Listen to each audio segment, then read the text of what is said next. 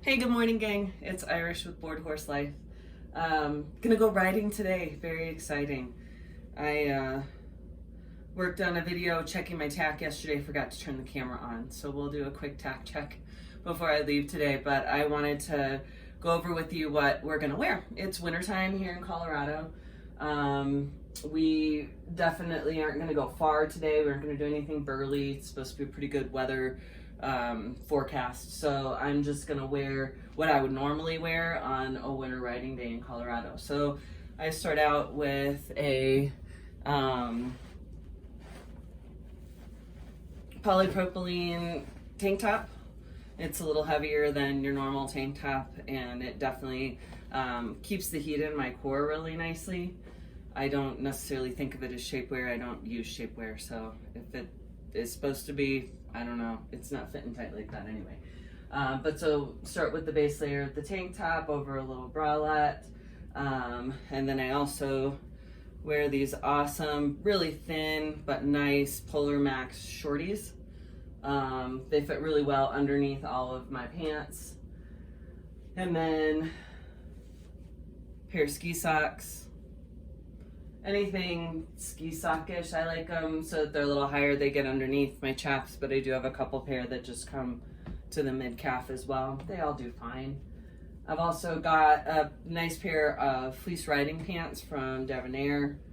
They aren't anything super sexy or like that, but they are fleece line product. They have Velcro at the ankles, really nice knee pads. I've worn them. This will be the second season.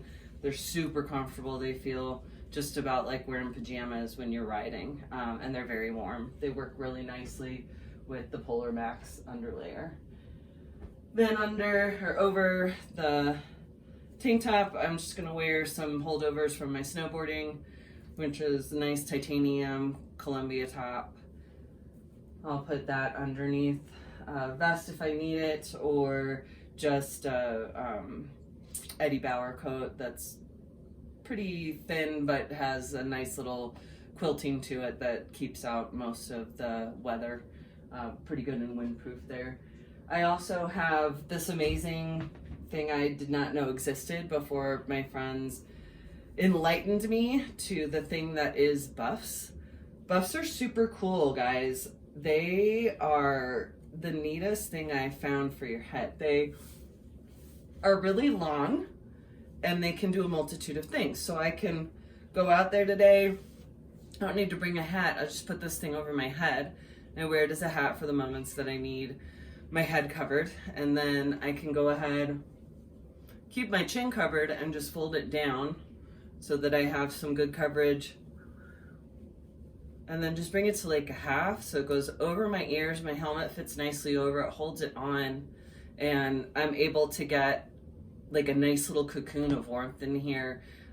This in conjunction with Dermatone, which is skin coverage, really has done a lot to keep me wind and sun and irritant free riding in the wintertime. This Buffs is a fleece lined on one side and fabric on the other. I have another that's just a plain fabric buff, which is good for highlight because it'll keep the sun off. Also fall riding, it's good as well. It's just not quite as heavy as this one.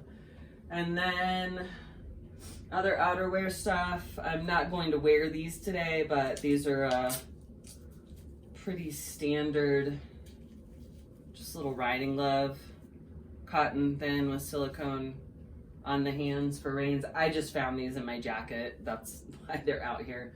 Today I'm gonna wear heavier glove by Head. And then also leg wear. So leg wear on top of my pants to keep them looking nice, also to stop wear on the saddle. I have 3 different sets of half chaps that I use on a regular basis. The first set I use for general training, and these are a brand new pair of 3 of these.